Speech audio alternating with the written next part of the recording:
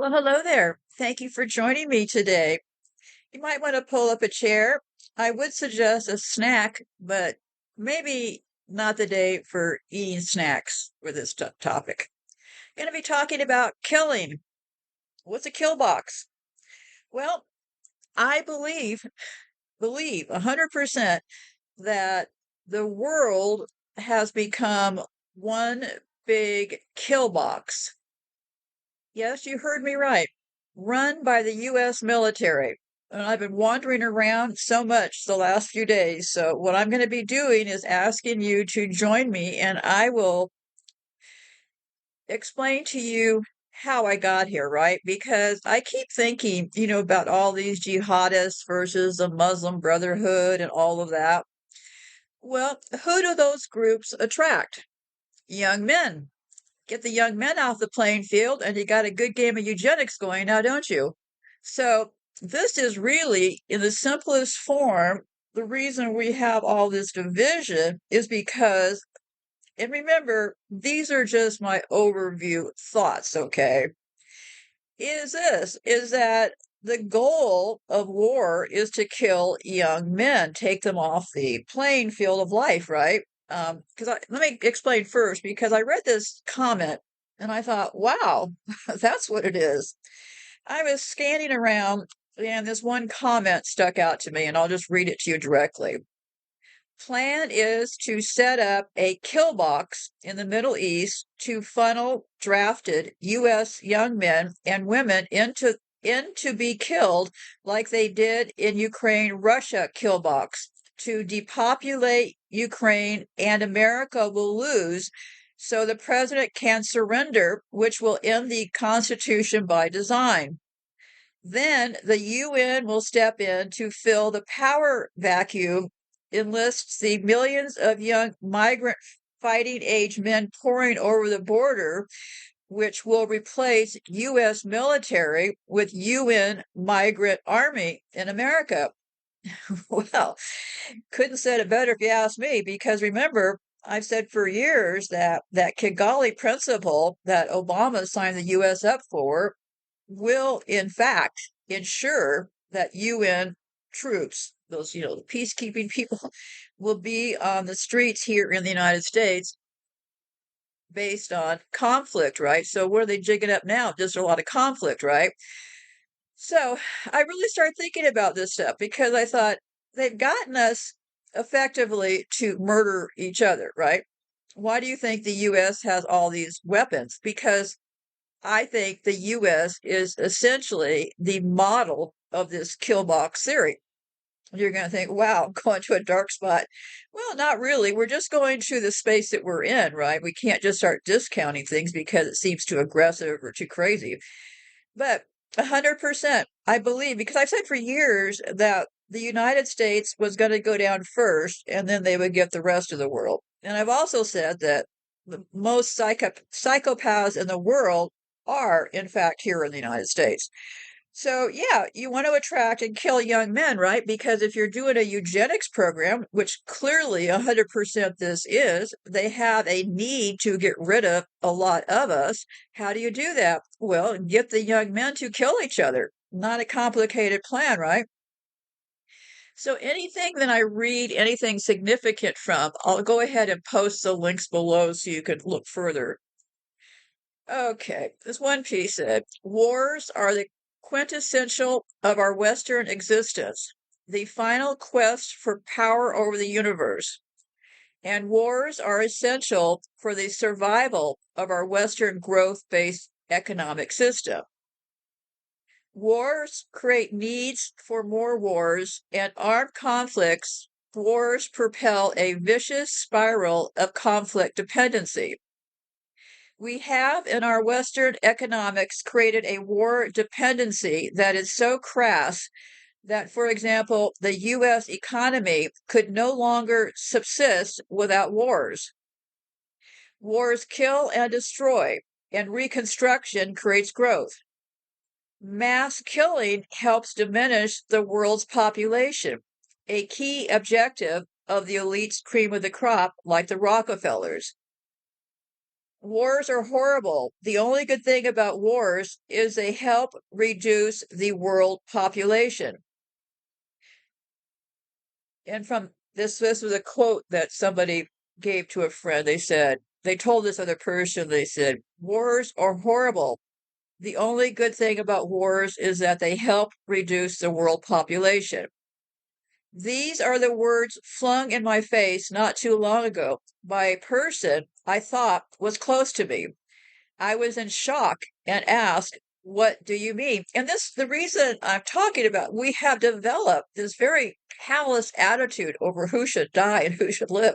So it's not bad enough that these people are openly conducting eugenics and all the rest of this. What's really got my attention is the fact how cold and callous everybody we have all become, right? So let me continue reading here. So this person answered and said, they said, I was in shock and asked, "What do you mean?" The response was, "Well, don't you think the world is overpopulated?"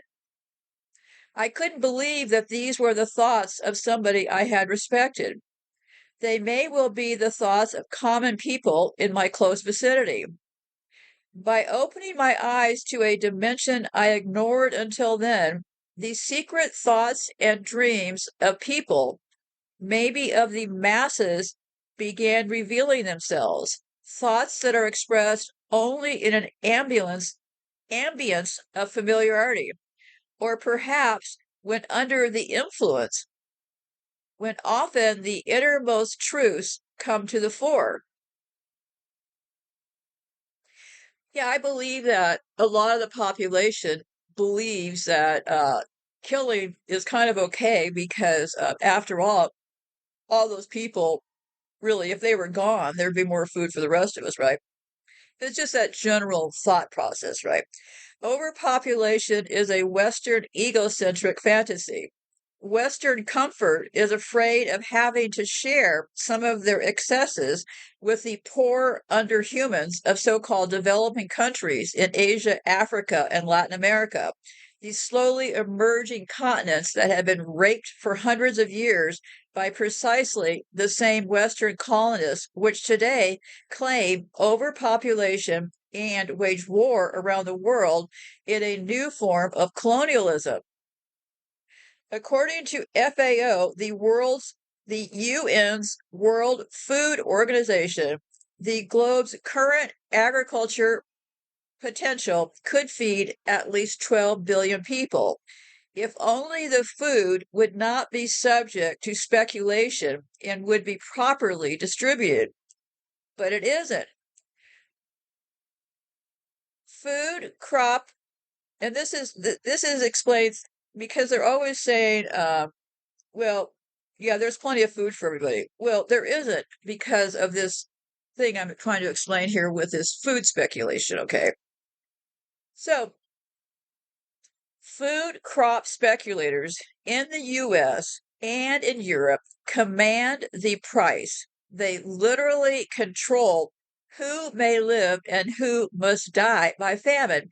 And to me, that puts those regions into a kill box region, I would call them, right? Because if you live in one of those regions, the effort is to kill you. So it's an area that has been defined. Kill boxes are areas defined to be killed, okay? And I'll be getting into those explanations in a minute here. So, but essentially, we're all in a kill box, okay? Poor people in these African countries are also in a kill box because, according to the World Bank, 80% of the food price hike induced famine of 2008 2009 that precipitated the death of 2 billion people in Asia and Africa was a result of food speculation. So there's not like there's not enough food, right? 3 weeks ago, and let me scan, this were articles from a couple of years ago. 3 weeks ago, the Swiss government recommended its electorate to reject a Swiss socialist-led people's initiative against food speculation.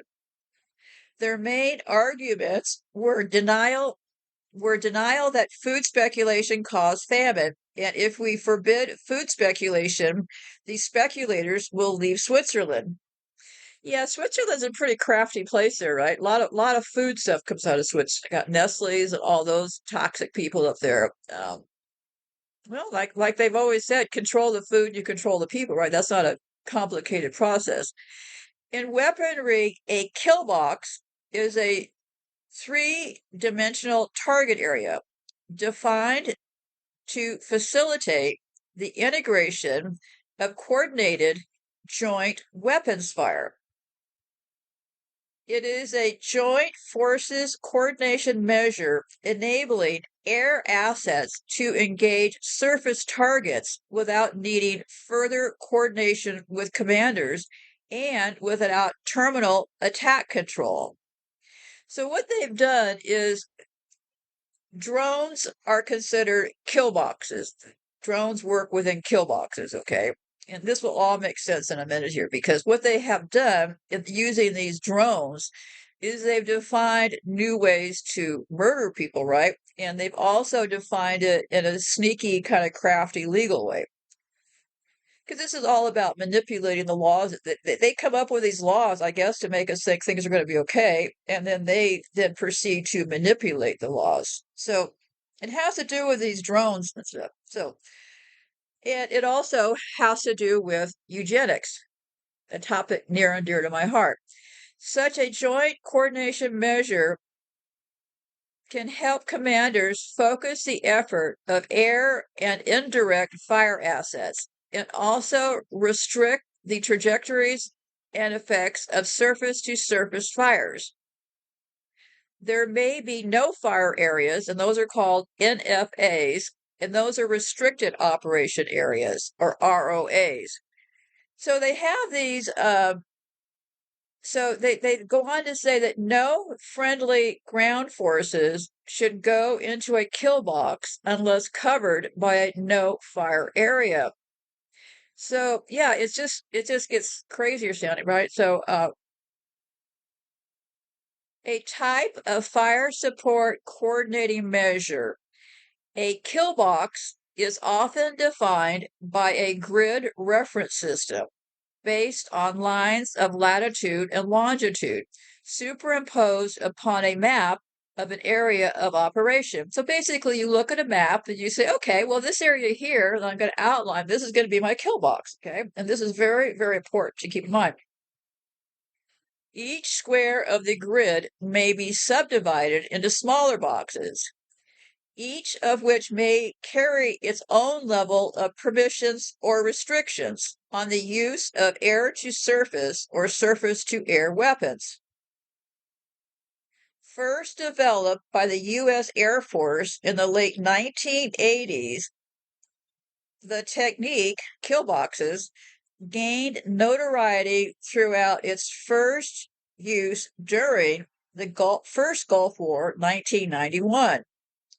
The tactics, techniques, and procedures of kill box employment were further refined by the U.S. Air Force throughout the 1990s, leading to more efficient prosecution of targets. During the 2003, and this also came from their wiki page, so because I follow a little routine when I start looking at things, which I explained yesterday. So, yeah, so, and I'll also post links to this. So, during the 2003 invasion of Iraq, they were once again used with devastating effect to prosecute the air war in support of the initial invasion. Use of kill boxes is now part of joint U.S. doctrine and is used by many of the U.S.'s allies. Types of kill boxes. Blue, they permit air to surface fires in the kill box without further coordination or de-conflict with friendly forces. Purple, reduces the coordination requirements from air to surface fires while still allowing surface component commanders to employ surface to surface fire. It allows the maximum use of joint fires, creating a synergistic effect and maximum potential for neutralizing enemy forces. Maybe over here a second. Hi, sweetie. I wasn't talking to you. I was talking to the cat. In case you think she's, hey, sweetie, how you doing today? Okay, so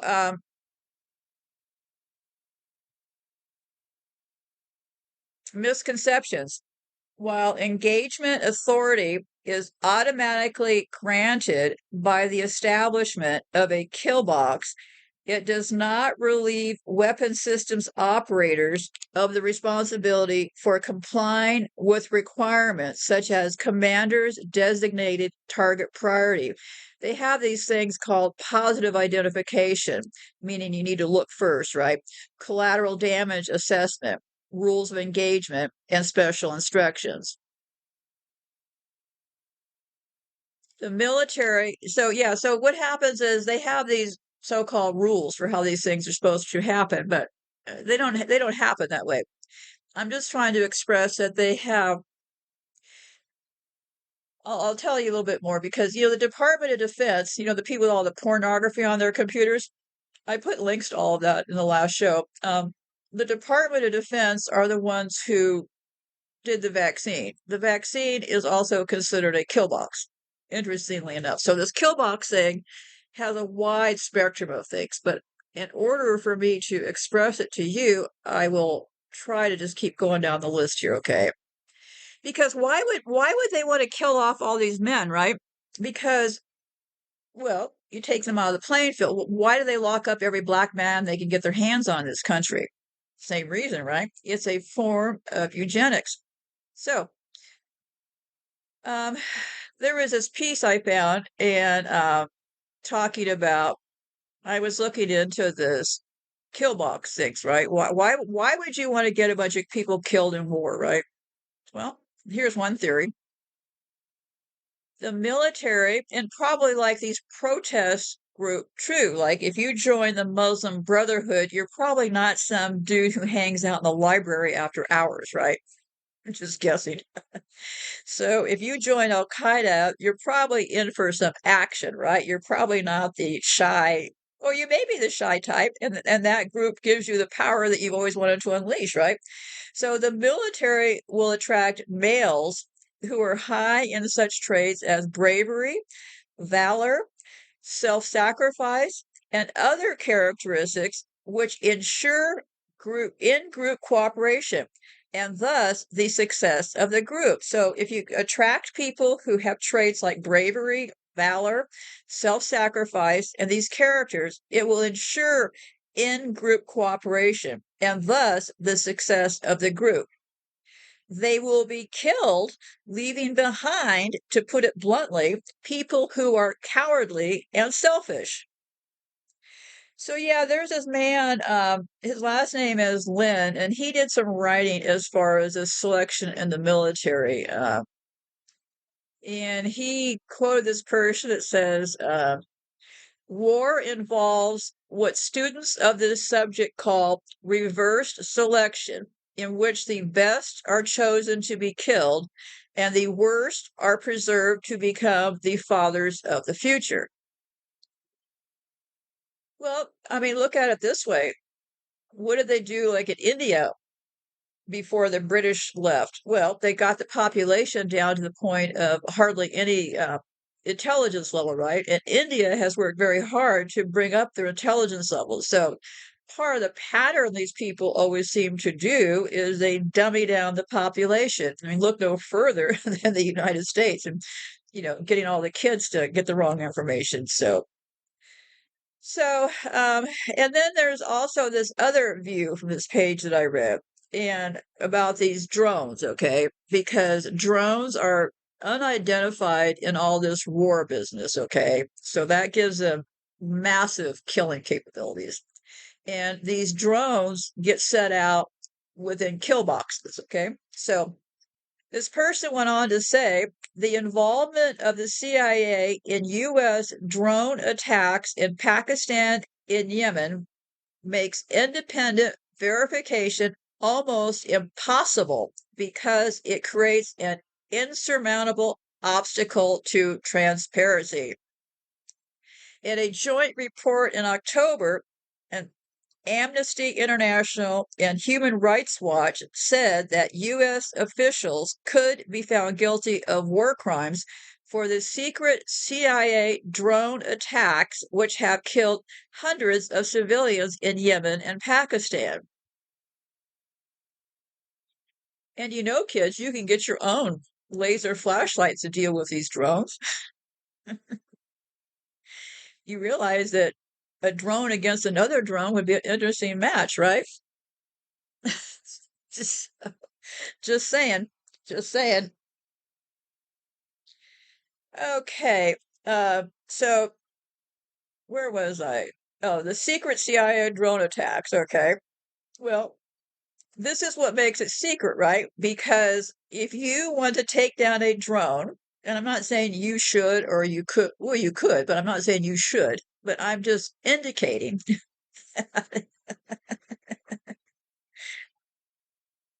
If you wanted to take down a drone, as a matter of fact, I found this piece. I can't remember what camera company it was, Canon or one of them. They kind of secretly admitted that lasers were not too good for their cameras. They don't over publicize this kind of stuff, right? So, yeah, so drone against drone, right? Um, so, yeah, so they, because of this quote here, I wandered off. I'm sorry, the cat was trying to get by me. Drones create an insurmountable obstacle to transparency. So I posted somewhere, um, I can remember because I don't post that much, but I said something about drones in the last month or two. And I said something about drones and lasers, and somebody said, well, so somebody was shooting down a drone in Texas and they got caught in prison. Well, yeah, well, don't take a rifle out to shoot down a drone, okay? First of all. and and always be thinking 100 steps down the road. It's like the people in the UK that are taking down those cameras. Well, that's a great idea, right? But really, I believe that's a false flag operation part of it. And just hear me out, okay? Because they want to give us the idea that taking down cameras is a horrible idea because those people are all now getting arrested, right? Well, why exactly did those people go out in their own cars, putting their faces on camera, mowing down these huge, huge cameras and putting on this big display, shouting on, we got him, we got him, we got him, look. Why did they do all that? Well, I think they did all that because that would give everybody else that shut up and go home idea that taking down those cameras is a bad idea. Well, so I have to ask you this. Did they really have to take down those cameras so aggressively? Well, of course not. Did they have to film themselves on camera doing it? Well, of course not. It's like, are you setting yourself up to be arrested? So so that kind of put the idea in people's minds that cameras are bad to go after, right? Now, if these people had been going around and using some lasers around their neighborhoods, they probably would have nailed 100 times the cameras they showed up on. They showed up and said, "Oh, we got 10 cameras tonight." Well, if they'd been if they'd been smart, they probably could have gotten hundreds of cameras if they just simply had a laser in their pocket, right? So, and a hoodie over their head, not showing their complete face to the camera. So I think that whole camera thing uh, was to give us this idea that this is all just a really bad idea. I personally, I think you got to be careful who you listen to. That's all I'm going to say on the subject. Decisions that people make on their own are their own decisions. But the U.S. has been using, uh, I don't remember if I read this or not. They said that Amnesty International and Human Rights Watch said U.S. officials could be found guilty of war crimes for the secret CIA drone attacks, which have killed hundreds of civilians in Yemen and Pakistan. So the administration of U.S. President Barack Hussein Obama said Washington would strongly disagree with the report, claiming the U.S. actions are legal. So let's dig in a little bit. Somehow they have made this legal, right? So I dug up one article. It says, let me see here. Linchpin of U.S. military strategy attacked for lack of limitations. Ethical accountability. A kill box is a term used with increasing frequency in military parlance, especially during the U.S.-led invasions of Iraq and Afghanistan, to describe a military strategy originally designed for conventional conflict. Today, both military analysts and humanitarian activists are questioning the appropriateness of the tactic in today's fights against militant organizations. So, and then there was a lawsuit in 2015. Obama administration sued over U.S. drone kill lists. See, they're coming up with lists of us to kill. So, because I had this funny thought, funny ha ha ha, because my house is actually what they might consider a kill box, right? My house is in the center, surrounded by high power electricity transformers, what they put there, right? The Department of Defense, oh, our favorite people, DOD, the ones with all the pornography on their computers. It's not so bad they have pornography on their computers. That's disgusting enough. It's the fact that they have child pornography on their computer. What I keep saying about they hire people who go along with their horror. Okay, let me get back on track here. But when you hear the word Department of Defense or DOD, the word kiddie porn should pop to your head. Okay, here we go. The Department of Defense defines a kill box as a three-dimensional area reference that enables timely, effective coordination and control that facilitates rapid attacks. In layman's terms, it is the space on the battlefield in which members and allies of the U.S. military are free to open fire, regardless of international norms requiring the visibility of an opposition's weapon or intent to attack. So, international norms state that before you can just load your gun up and blast somebody across a field, you need to visually see what's going on, right? But this drone thing skips past that, okay? So in battlefield in which members or allies are free to open fire. So what they do is they define this area as a kill box, essentially, right? So anything within this area is open game to be. I mean, it's just like I don't know. I've been just going through this information. I thought, well, I probably better just record this as I'm absorbing it because it just like gets more insane as I go along, right? So in other words, before you'd have to be able to see that, oh yeah, I saw that guy across a field because he was wearing the Iraqi colors. So I knew that when I killed him, that he was really the enemy. That's according to, in simple terms, the UN terms, right? But drones can't see people wearing what their colors, right? So if you set up a kill box, it's just anything in that area can be killed. This is how just it's just well, it's a bit to take much to take in. According to the Department of Defense, or DOD, our friends with the kiddie porn, there is no formal kill box doctrine or tactics, techniques, or procedures. Rather, the tactic, originally introduced 30 years ago, evolves to fit the needs presented by each conflict. Now, isn't this handy? This follows all their other stuff. Like they never do studies. Like they didn't do studies on smart meters. They put smart meters on all of our houses all around the world, and those are also kill boxes. And they never do studies. Or if they do studies, I can guarantee you these days they're hidden on a U.S. military base. They just put confidential on it. Okay. They just got tired of getting caught, is the thing. Okay. So their lawyers help them out. Okay, let me continue reading here. I'll start over. According to the DOD, that's where I always kind of take field here, right? When I read the words DOD, something just snaps in my mind about child porn. Okay. According to the DOD, there is no formal kill box doctrine or tactics, techniques, or procedures.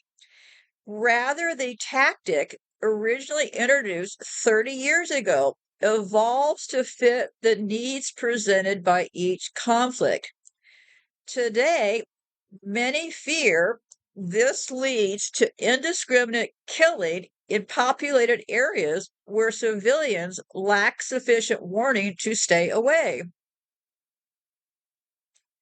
Increasingly, as fighting moves from conflicts between states to conflicts between terrorists and militants, kill boxes are increasingly materializing in places a local population wouldn't expect. The Department of Defense, I'll try to restrain myself. The Department of Defense is, according to sources, initiating kill box tactics to target individuals fitting algorithmic patterns of life rather than specific individuals. Okay, yeah, so a lot to absorb here.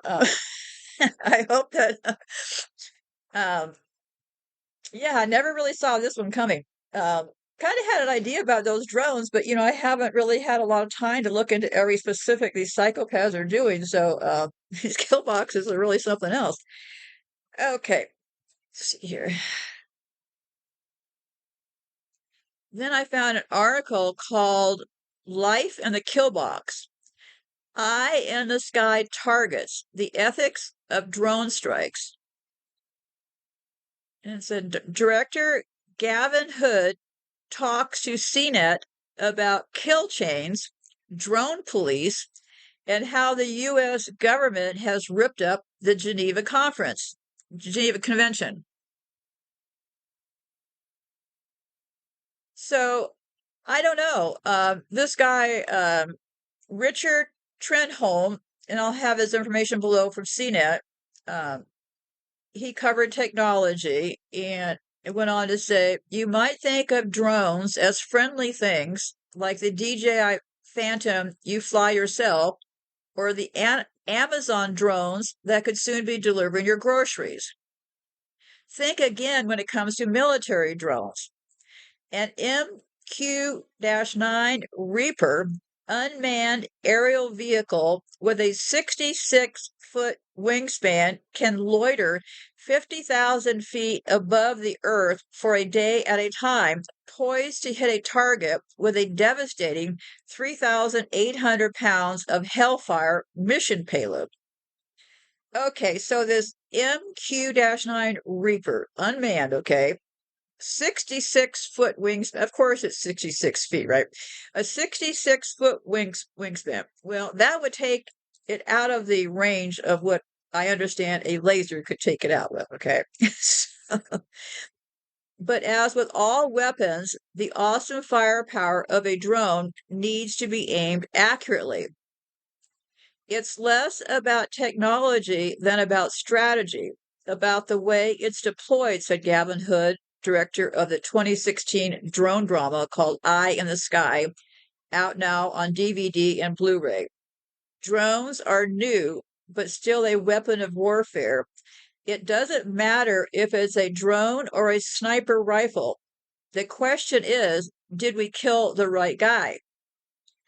Eye in the Sky dramatizes that question, depicting a situation when intelligence isn't perfect, the law is unclear, and the ethics even less clear. We've had a very solid legal framework for the conduct of warfare since World War II, the Geneva Convention, said Hood. The U.S. was a leader in defining that legal framework, but then ripped it up. It was ripped up and shredded under the Bush administration. The legal framework that Obama has been using is far from clear. As U.S. President Barack Obama prepares to hand over the reins to a new commander-in-chief, the lack of transparency around drones becomes more pressing. Politicians need to get their act together, Hood said. Hood, whose 2005 film won the Oscar for Best Foreign Language Film, came to Eye in the Sky after directing Ender's Game. Although that future set sci-fi adventure might look different from the taut contemporary drama of Eye in the Sky, they're thematically similar. Both films deal with technology and warfare and the mortality of using that tech, as well as the effect on the people using it. So, yeah, they just did a movie, and he said, "Where is the battlefield? Does a battlefield exist as what they call a kill box? A conventional battlefield is a place where clearly defined military units go at each other, but a kill box can be a designated space simply because of the presence of a target. In other words, you don't kill the people who are on the battlefield, you bring the battlefield to the person you want to kill." I'll repeat that. You don't kill the people who are on the battlefield. You bring the battlefield to the person you want to kill. Should the battlefield attach to a suspected terrorist wherever he goes, says Hood? If he goes to London, can we use Hellfire missiles in London? When governments launch strikes against civilian areas, it becomes that much more important to have solid, trustworthy intelligence.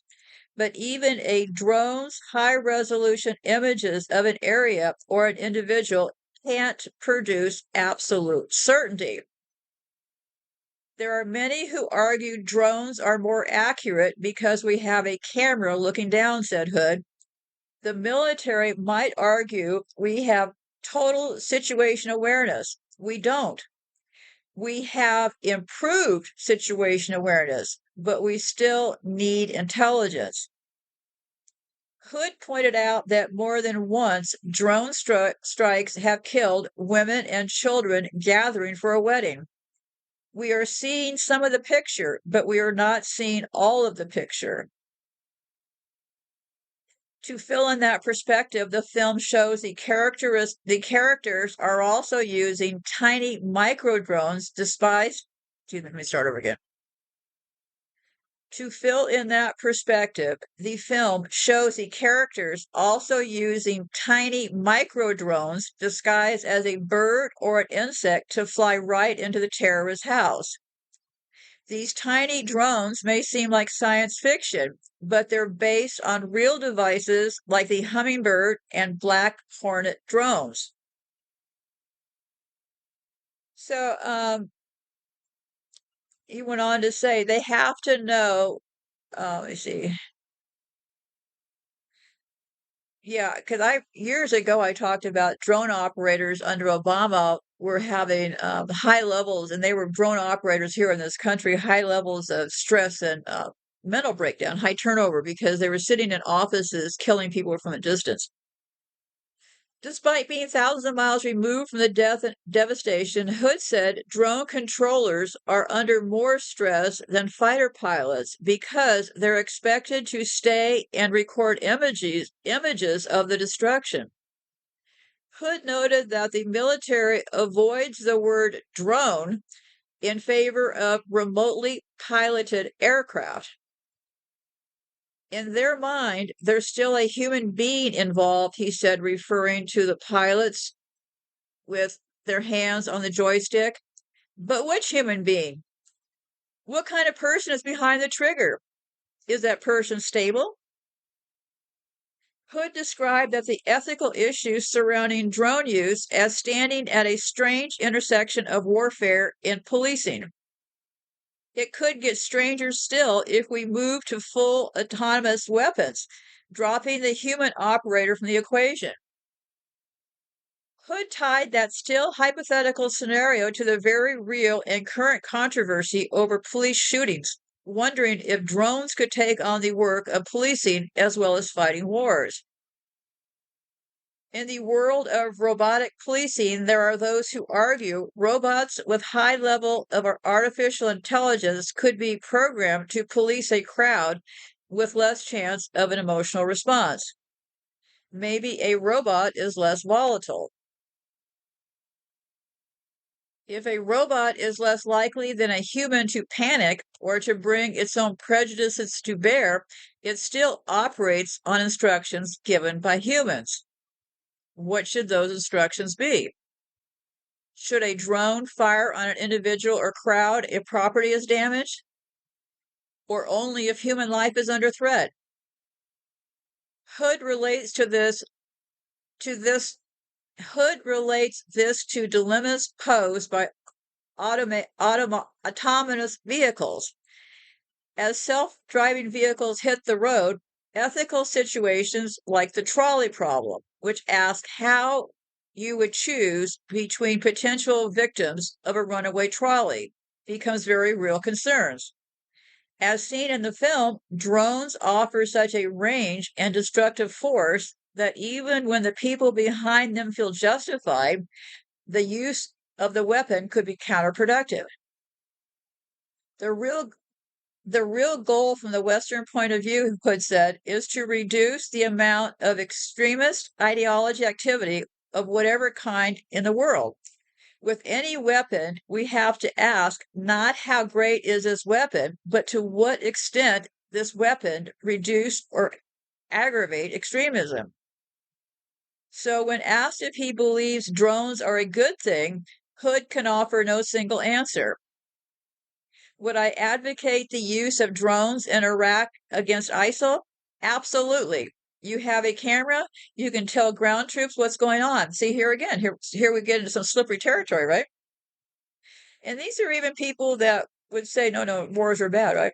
But if you think it's the right war, people seem to want to buckle under and comply. I'll continue reading. But he's not convinced that the use of drones in tribal Pakistan has furthered the goal of reducing extremism. I am not Obama. I don't have the intelligence he has, Hood said, but my gut tells me in the time I've been following this closely, we have far more people with anti-American and anti-Western feelings over that area of the world. Well, of course, because the U.S. has had a boot on that world. Okay, there was one other piece here.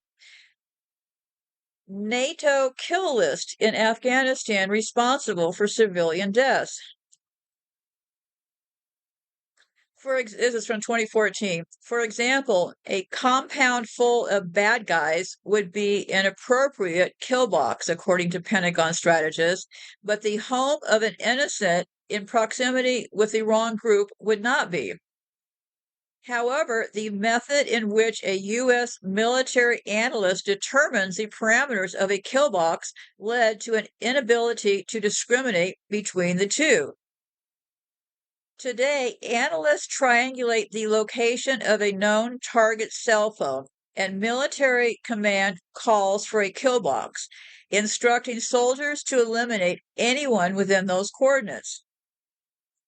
As Major James McGregor explains in a recent paper, the kill box strategy worked well during the initial invasion of Iraq because the opposing team wore jerseys or uniforms.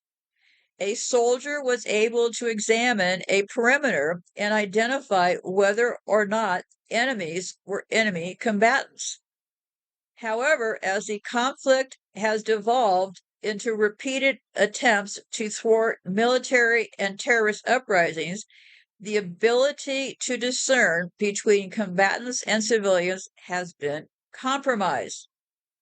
Ethicists question whether the tactic has too high a moral cost, effectively degrading the value of human life. Officials would never initiate a kill box in the city of London, for instance, even if a terrorist was identified in a house or compound for fear of a civilian death toll. However, innocent civilians in Yemen, where the U.S. is not engaged militarily, do not enjoy the same basic human rights, especially if they are in the wrong place at the wrong time. Human Rights Watch, in a 2010 letter to President Obama, held a similar position, questioning how does the administration define the global battlefield to which we are to extend laws of war? So here's what I think. Uh, during his Nobel Peace Prize acceptance speech, and this should have been our first red flag when Mr. Peace Obama went on to murder the Middle East, the speech went, "War is justified only when certain conditions were met. If it is waged as a last resort or in self-defense, if the force used is proportional, and if, whenever possible, civilians are spared from violence. The military's current use of kill boxes in tandem with kill lists defies defies each of those." So here is Obama stating the military's current use of kill boxes in tandem with kill lists defies each of those criteria. These tools are now used in the pursuit of something that only superficially resembles war. In practice, these tactics have more in common with expensive and reckless high-tech hunting. Hunting, like hunting down cows or dogs or something, right? Hunting the enemy. They are unethical and as terrorism and military preference in the regions where they are being implemented. They also appear to be ineffective. Well, that's amazing that in his Nobel Peace Prize, Obama is saying that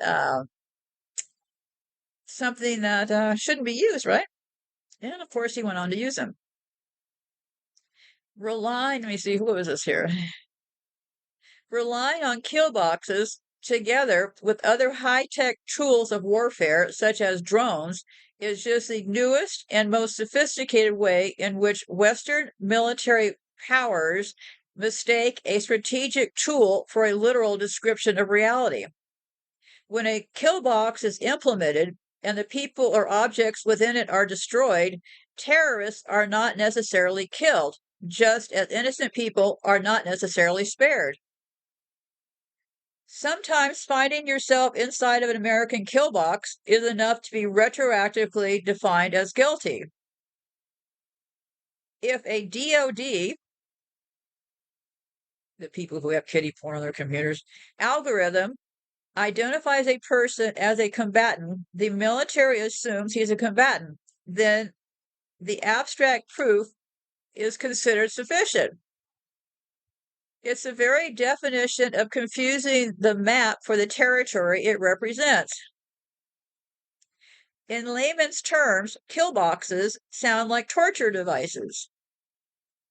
In military jargon, they are almost incomprehensible, as defined by the Department of Defense Dictionary.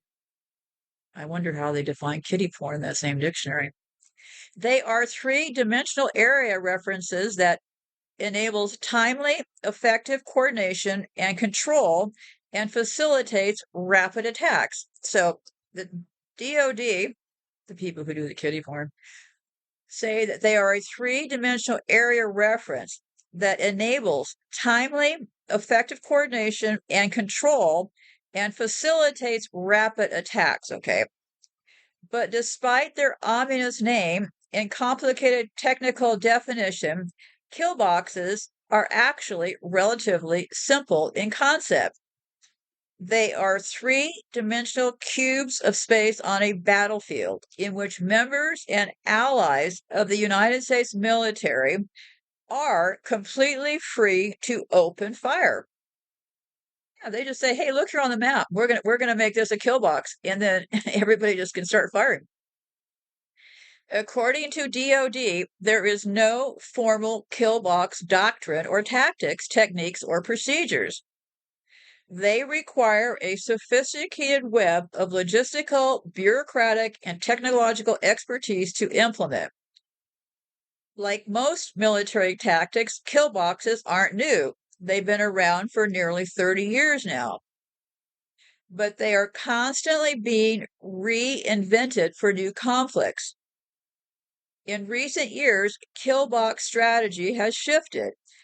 They are now used in conflicts that are not between two states, but rather within states against terrorists and fighters who aren't members of any particular country's military. With this change, so that what they were saying, I'll repeat that because I kind of got it confused. They are now, kill boxes are now used in conflicts that are not between two states, but rather within states against terrorists and fighters who aren't members of any particular country's military. I guess that's why they brought in all those jihadists and stuff, right? Because it kind of goes around the perimeter of this stuff because they're outside fighters.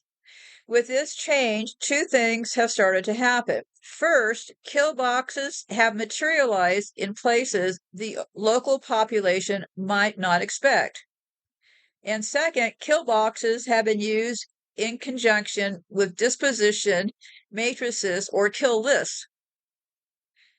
The DOD uses these to target people whose pattern of life fit the parameters of an algorithm rather than specific individuals. For example, say someone who owns a cell phone has been calling numbers that trigger a response from a computer at the Pentagon. Analysts will triangulate the cell phone's whereabouts, and military leaders might initiate a kill box at that location, authorizing soldiers to kill everyone within the box. Mission accomplished. Now, this is starting to sound more and more like I'm reading you the script for some sort of a, I don't know, game that kids would play. What do they call those? War games and stuff? But this is actually from their own pages. You know, it's a shame I didn't want to. Well, I could have been a great fantasy writer, and I could have just acted like this was all not true, right? And people probably would have thought I was a great fantasy writer, but no, this is all true. So let me keep reading. As you can tell, this kill box thing has really gotten into my mind, and it's given me helped me to identify more who these people are, right? I mean, who would come up with a kill box, right? With a real psychopath. Okay, the use of kill boxes has mutated into something almost unrecognizable from the tactics origins at the end of the Cold War, let alone older forms of warfare. To effectively use the tactic, a military must have profound technological and logistical advantages over its enemy. Success depends on access to a web of satellites, high-tech communications equipment, pilots, and ground crews trained well enough to execute nearly constant defensive attacks. It requires more planning and specialization than, say, the kind of air war that America fought in the World War II, which involved pitched battles in which specific objectives were targeted as the opportunity arose. I'm not really following that. So, okay, I don't follow. I red flagged it, so I'll go back and look at it later because I'm severely handicapped with this radiation. I'm trying to keep track of myself here. Okay, so, okay. On January 30th, 1991, during Operation Desert Storm, kill boxes were put into practice for the first time, and they worked. Destroying the Saddam Hussein's air and ground forces was simple. Stationary kill boxes, quadrants nearly 350 cubic miles in size, were designated within specific coordinates, which military forces would patrol at regular intervals. During the Gulf War, a single quadrant comprised an area almost equaling the size of New York City. These devastating and ubiquitous operations accomplished both the aerial interdiction of Iraq supply and the destruction of Iraq military equipment and personnel. The Iraqi 1st and 3rd mechanized divisions were decimated before they even had the chance to put together a defense. Well, yeah, if you just pick out a region that you consider your enemy and kill everything within that region, well, of course they're going to not be able to put a defense. Kill boxes might have been one strategic reason why the Gulf War only lasted 100 hours. And this is very interesting, right? Because I never wondered about how the Gulf War got done so quickly. Well, because they just wiped them all out right from the start. So that gives us our data, right, kids, how kill boxes got started. In particular, kill boxes provided an efficient way for the Air Force to dismantle opposing militaries. This worked in 1991 and again during the first years of the wars in Iraq and Afghanistan. In these early stages, using a kill box required positive identification of an enemy target, a process called PID, before engaging. We have to visually identify the target and we have to determine whether it's a hostile military target. We determine that it's not friendly by using visual recognition features and through ground elements of the nearest friendly positions, Air Force Major General Doug DeFort told National Defense Magazine in 2003. In other words, servicemen look at who or what they're going to shoot with their own eyes before shooting to make sure the person or object is actually the part of the enemy's military forces. You may be 100% sure that a vehicle is not a friendly and still not engaged. It could, for instance, be a humanitarian food truck or a farm vehicle. This strategy worked well during the initial invasion of Iraq, but only because the opposing team was wearing a jersey, so to speak. It was possible to look at a truck and know whether or not it was hostile. But as a conventional war degenerated into a complete quagmire of militants engaged in guerrilla warfare, that sort of certainty wasn't possible any longer. As Major James McGregor explained in his paper, Bringing the Box into Doctrine, Joint Doctrine and the Kill Box, an officer from 1918 would have, with a little help, been able to understand the maps of the Gulf War. Enemy forces are here, friendly forces over here, that sort of thing.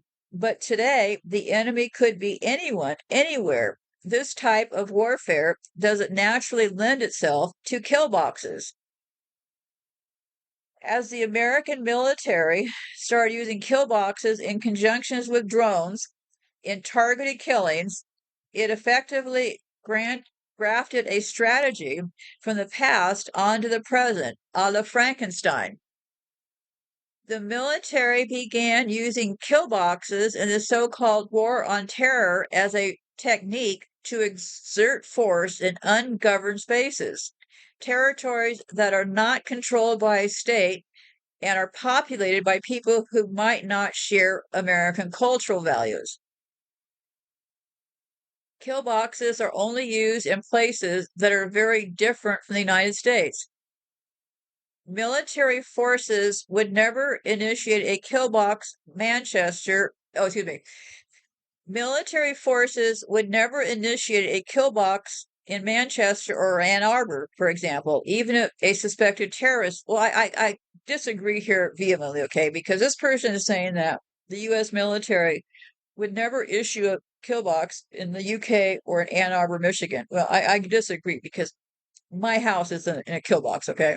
I don't know how else to define it. Okay. The innocent people living in Afghanistan or Yemen, however, are apparently judged by a different standard, and this is the moral cost of the kill box. When used widely and indiscriminately, the tactic devalues human life. See, this only works if we view them as only wanting to kill some of us, right? The goal is they're picking off all the people they can get out the easiest, right? And those would be people that are tremendously poor in these countries. Africa, countries they've already got on their knees from the exploitation, all the colonialism, right? So they're at this point, through famine, we'll be able to pick off a lot of those groups. So I don't know. I just see this whole thing as what it really means is this: it's eugenics. But what it really means is war is getting all of the men who would be the most protective probably of their own societies to go and get murdered, right? Because it would take somebody who really wanted to protect their own society, their own family, their own being, right, to go to war against somebody else. I'm just guessing here. I've never been to war, so I'm guessing you'd have some pretty strong convictions that this was a good thing to protect. Okay, to protect. Um, so you have to lure them onto the battlefield somehow. And that's why I kept thinking about why they have all these Muslim groups, why they have Al Qaeda, why they have that group, why that group. Well, because the goal is to kill all those young men. So the best way to kill them is to get them all fighting each other. And then you build up the confusion by making it a million names that nobody in this country could probably recognize. So people in the what they call the developed world would view the annihilation that's going to be going on with the famines through all these other countries. They would view that as, well, I guess it's probably better them than us, right? Because after all, they're in all those poor countries. And nobody would ever recognize or start to acknowledge how those people got so poor and so desperate, right? Uh, and it wasn't because they lacked the resources or the brains, it was because they had been subjugated by the colonists, right? So it will give them a way to wipe out a pretty specific part through the eugenics, but through this Middle East stuff, that's where I think the firebomb's going to be, because how many men, young men, in the 30-year range or older, do you think they can get to join this kind of terror against each other? Well, I think a lot. And I don't know. I'll read you this one piece here, and while I'm thinking about this, like I said, this whole thing is to pit us against each other, right? They couldn't possibly murder the rest of us fast enough. So what they had to do was get us to hate each other and turn on each other. Sorry to be so simplistic, but that is how I see it. Because they want us to turn on each other for eugenics purposes, right? That's how I've seen it. Okay, let me read this letter. In a 2010 letter, President Obama, oh, excuse me. In a 2010 letter to President Obama, Human Rights Watch wrote, "The notion that the entire world is automatically, by extension, a battleground in which the laws of war are applicable is contrary to international law. How does the administration define the global battlefield? Does it view the battlefield as global in a literal sense, allowing lethal force to be used in accordance with the laws of war against a specified terrorist in an apartment in Paris, a shopping mall in London, or a bus station in Iowa City?" The French theorist Georgine has compared the new use of kill boxes to target individuals or small groups rather than enemy militants to the difference between hunting and combat. While warfare is defined by combat, hunting is essentially defined by pursuit. Two distinct types of geography correspond to the two activities, he writes. Combat bursts out wherever opposing forces clash. Hunting, on the other hand, takes place wherever the prey goes. As a hunter state sees it, armed violence is no longer defined within the boundaries of a demarcated zone, but simply by the presence of an enemy prey who, so to speak, carries with it its little mobile zone of hostility. Kill boxes have freed American military pursuits from the limitations of time and space, and importantly, strict scrutiny. From this blog, Understanding Empire argues, during the Clinton cabinet, officials worried and debated fiercely whether or not eliminating bin Laden was legal and ethical. Now, targeted killing has become so routine that the Obama administration is seeking ways to codify and streamline it, a strategy that works effectively during conventional warfare has been slowly repurposed and recontextualized. So, and then there was more about what Obama said in that speech, because I like to look at how this stuff got cooking, right? And I think Obama's Obama's somebody to take a look at. So Obama said during that same speech, war is justified only when certain conditions were met. If it is waged as a last resort or in self-defense, if the force used is proportional, and if, whenever possible, civilians are spared from violence. The military's use of kill boxes in tandem with kill lists defies each of those criteria. So, yeah, it is. In practice, these tactics have more in common with expensive and reckless high-tech hunting. Well, Obama admitted that, right? And then he went on to drone the daylights out of the Middle East. Oh. So yeah, hmm, I don't know. I think that I just see it as a way they've dug up all this conflict and dug up all these groups, and these groups have been identified essentially as kill lists, right? So if you join, let's call Company A, right? And Company A ends up on this kill list, well, that essentially to me seems like they've carved out some new criteria for war that you being a member of Company A essentially puts you on some kill list, right? Just by the person who got the phone call, they could put on some kill list and triangulate to where they are. So I don't know. They're the ones who come up with all these laws, but it appears to me that this kill box deal is how they, in their own minds, have somehow triangulated all this stuff to make sense, right? Um, like I said, go look at the map. Just click on the link that says smart meters. I mean, literally, my house is triangulated by transformers. I think that, well, everybody in this country pretty much has a smart meter, right? So it's just a matter of who they're going to activate against the most. But I look at the whole smart meter thing is we're all, if you have a smart meter, you're also in some sort of a kill zone, right? How else can you explain this? Because the idea of a smart meter is for most people, is to slowly radiate into your home to the point that you eventually start getting sicker and sicker, right? And the idea when they hook the transformer up to that same smart meter is to accelerate the electricity and that radiation coming into the home. And then they came back and put up more transformers, which actually brought more power into that same zone. So, yeah, I can see that this kill box thing is something that they have kind of taken from the war, and they view it as anybody who falls within some range that the psychopaths, have defined as their enemy or even potential enemy. They somehow seem to feel that legally they can put it into this category of kill boxes. And I am 100% that it has to do with eugenics. And what's the best way to initiate eugenics? Well, get rid of all the men, right? So that's your first step.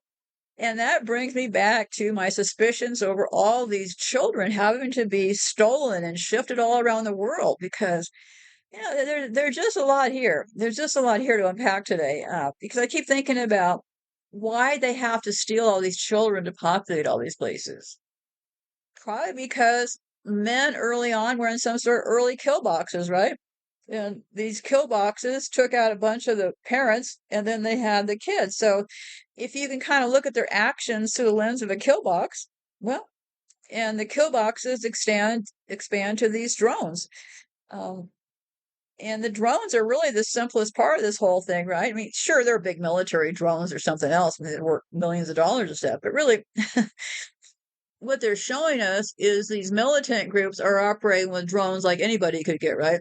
But another big part of this is to drive up so much fear, and also to drive a lot of panic between people, divide and conquer us. So they effectively had to get us to kill each other for their eugenics scheme, as I'm seeing it. And what would be the best way to do that? Well, start a bunch of militant groups up, right?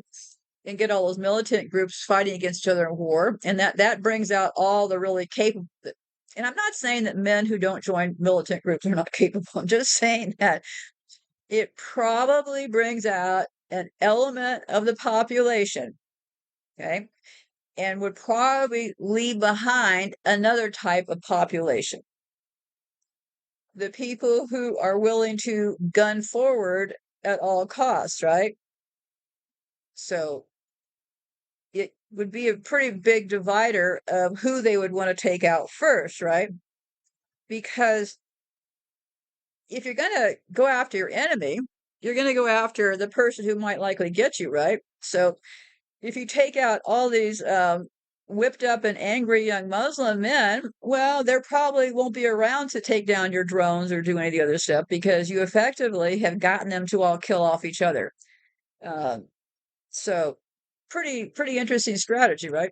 Bring all the young active men to the forefront, sign up with a million different Muslim groups, and there you go, eugenics.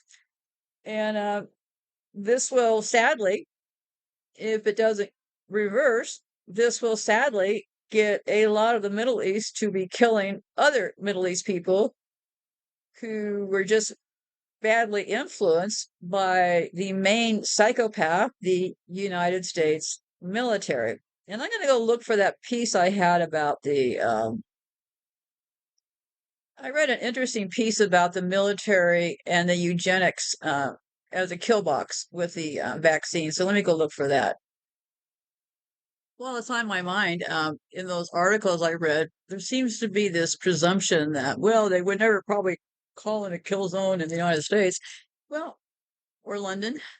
Well, there's ways to look at this, right? Have you ever heard about when people get SWAT attacked by the cops when supposedly somebody calls you into the cops and the cops show up, surround your house with guns, and you end up dead? I never really hear much about who was the person that called in that SWAT attack. So, I mean, could that be another possibility for these kill boxes? They say, oh, well, this house right here is a kill box. So how do we get this house?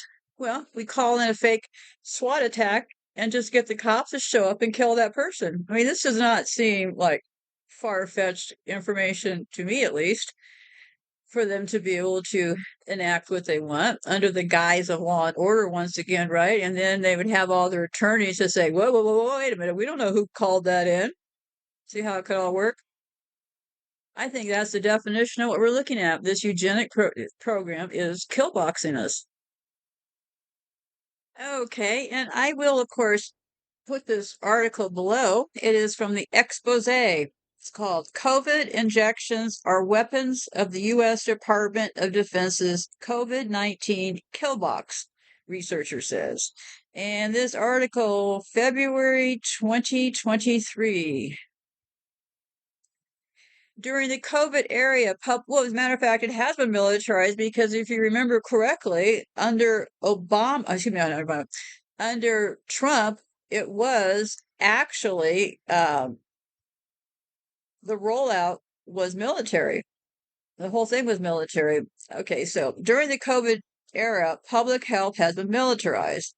They're using public language and public health laws to carry out a military campaign. And you might run across this woman called Catherine Watt, W-A-T-T. Anyway, so I'll just give you a really quick thing here about it because I've already talked about these kill boxes, but this shows how people are thinking about it in terms of the vaccines, which, oh, what was that? Operation something. I'll think about it. During a Zoom conference call in January, Watt discussed the legal framework used for the emergency use rollout of the bioweapons being marked as COVID vaccines. Because remember, I've talked, the last show yesterday was all about legal. And she went on to say, I would not call them Department of Defense vaccines. I would call them DOD weapons, she said, adding that using legislation, they are constructing the walls of what they call the kill box.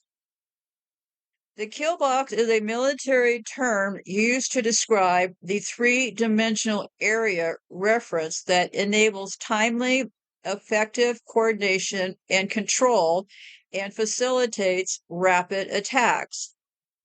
Describing the COVID-19 kill box, Watt said, what the DOD and the World Health Organization, who are you going to call, intend to do and have gotten quite far in doing, but have not completely reached their goals, is to set up the entire world as their geographic terrain, their target population as all the people in the world, and the duration of their campaign as permanent. So they're saying their target population is defined as all the people in the world. And of course, we know that's true because they're coming up with these dictates that will, in fact, put everybody under the control of the who are you going to call? So, COVID-19 kill box, DOD and the WHO's intent. Geographic terrain, entire world. Targets, all people. Duration, permanent. Weapons, information, fraud. Psychological, fear and terrorism. Chemical, biological. Radiological, nuclear, and pharmaceuticals, toxins and pathogens. So, yeah, I would say that I would have to agree that COVID falls under what would be, in my mind, they defined it. I didn't come up with the word or anything. So, and here's some other, well, I'll just publish this article so you can take a look at this woman. She seems very credible to me. I didn't see any like red flags and any of that kind of stuff. So, okay. If you have, I'm going to read this part of it because this part here is very important. Following on from her research, Watt has prepared a notice of war crimes to be given to healthcare providers and health insurance providers in the United States. If you have been promoting or using products known as COVID-19 vaccines on patients since December 2020, you have been participating in fraud, mass murder, and war crimes because medical countermeasures covering countermeasures and prototype products are DOD contracted bioweapons intended and effective for injuring, sickening, and killing recipients, the notice begins. The notice of war crimes is written as a template for people to issue to their healthcare and insurance providers. Well, if I were you, I know I would see this as possibly a trap and a red flag about Miss Watts here because it's kind of like I was talking before about, yeah, sure, you can become a sovereign citizen, okay, but is now really the time? Because in order to become a sovereign citizen, once you go through all the paperwork, all of this, all of that, well, in order to enact it, you then have to turn your sovereign paperwork over to your court, your local area, and the local police, who, I don't know, I'm not getting paranoid, but they could set out to then try to target you and intimidate you. So I would hope that before you take ideas from people on the internet, you also look at the downside to you and your family, right? Because I'm not sure in what we're going through that you want to actively try to target the cops. So anyway, so that's why I'm saying I don't necessarily believe in any of this, oh, let's write some letters without really thinking about those letters, okay? Because now the whole system has been so compromised. And I'm not throwing any shade at this woman, probably all very logistical. My suspicious mind says not something I would do. So, this had some interesting information, but and it went on to say the causal relationship between Department of Defense, bioweapon injections, and target injuries and deaths were known to DOD and Health and Human Services officials and to contract manufacturers in spring 2020. Thousands of healthcare providers have observed severe effects. Yeah, we know all that. But yes, I believe that it is a bioweapon, okay? Because those mNRA things go in and restructure your DNA. So no bueno. So yeah, I think that in some regard, of course, it would depend on how you look at a vaccine. Okay, I believe vaccines are weapons and that all of them are intended to harm us. So yes, that would, of course, I would agree with her on this. That is in fact a kill box. Whether I agree with whipping out letters to all these people and stuff, I'm not sure. We're in some pretty troubling times right now. So always be thinking several glances down the road. Like if you decide you're going to make it your mission to disable cameras or something, be thinking down the road. Don't be thinking about just doing it on the fly, and don't be video camming yourself doing it. So I think they camera these things and do these things because it's very effective marketing, because probably millions of people who watched those people taking down those cameras in London were cheering them on, right? But probably 99% of those millions of people became frozen in space and would never go out and do something like that on their own. And I think in this day and age, if you go out and you do some pretty high risk behavior and you're filming yourself, I'm not sure what the consequences you're looking for are. If you're looking for clicks and baits and stuff, then yeah, maybe that's your goal. But we're in a surveillance state right now. I'm not sure that you need to prove that you did it.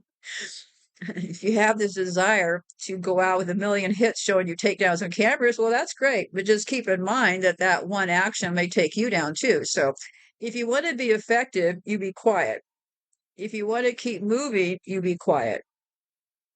If you want to stay on the game board, you think about your next strategy. You don't just off the cuff start going crazy about some particular motion. And remember, when the lockdowns happen again, and they are going to happen, anything that you're discussing now to people you may or may not trust will be giving fodder for them to be thinking further about down the road. So there's certain things that most people will just outright not accept.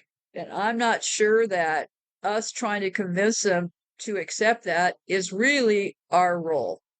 I view our role as being open, accessible, and truthful, providing the information, and people are willing to make their own decisions upon their own free will. Not going to be sitting here chanting, don't take the vaccine, or do this or do that, because I believe that with the right information, we'll make the decisions that are appropriate for us and our families. And I also believe that we all came to this game board with a plan. This isn't just random that this stuff happening. And there were a lot of planned events that we are fully aware of along the way that we weren't just tossed down here, okay? It wasn't like we're just here and we're just, we're helpless. This was all planned. So, and because we don't remember those plans, might want to spend some time thinking about what your particular plans are, because we had a plan. All of us have a plan. And with a little silence in your life, you'll start to see what that plan is. I certainly wasn't thinking about kill groups a couple of days ago, but got into my radar, right? And my first reaction was, well, what are they talking about? What is a kill box? And it makes perfect sense, because what a way to wipe out all of the young men. That's exactly how I see it. And I think they've used this kill box theory and just extended it out to the rest of us. So whenever you start thinking too complicated, back it down and start thinking more and more simple, because the kill box strategy would be much more effective than the model they want us to think about is like the Matrix or 1984, where there's a speaker coming into our houses and somebody speaking to it. No, why would they have to do all that when they could just get people so afraid that they will do whatever they tell them to do, right? They got about half the population afraid enough to take the vaccine, so they probably consider that somewhat of a victory, right? Because they've infected half the people. So, and it's about eugenics. It's just about eugenics. It's not much more complicated than that, because everything seems to wrap back around that eugenics message. Here's where I think the devil is in the details.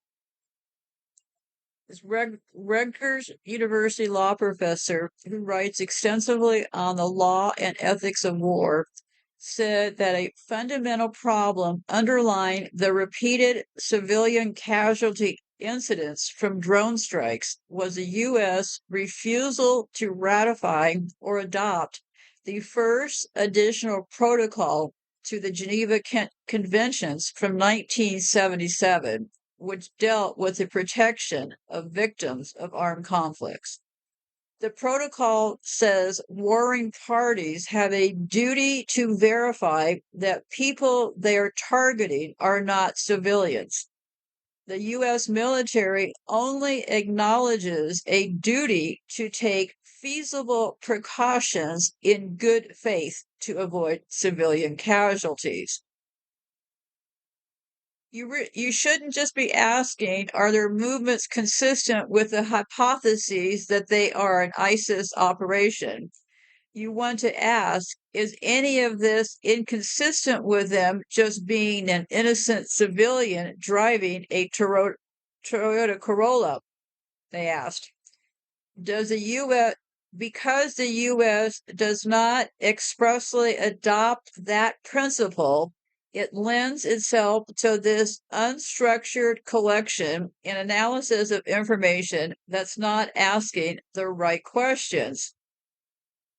So yeah, see, legally they got out of this whole deal with what they're doing now in these kill boxes is with the Geneva Conventions from 1977. So, boy, those lawyers sure are busy, aren't they? Okay, so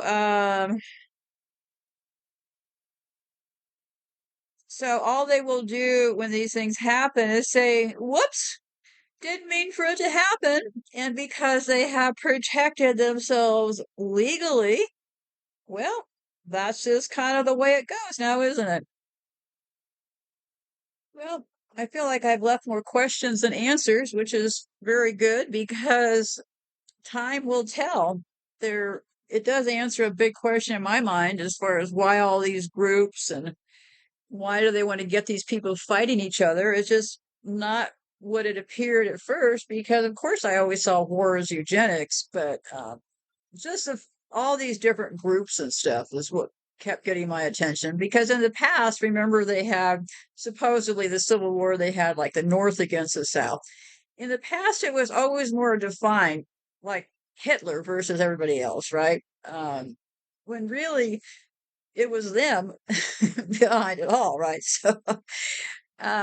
So just a lot to think about. So in the meantime, I'm going to go and just think about it and be safe out there. Goodbye, and hope you have some things to think about also. But interesting. And if you're thinking about joining some militia group, I would really think twice about it because they want you to be wiped off the face of the earth. So be careful who you're fighting and how you're fighting them, I guess is kind of the thing, right?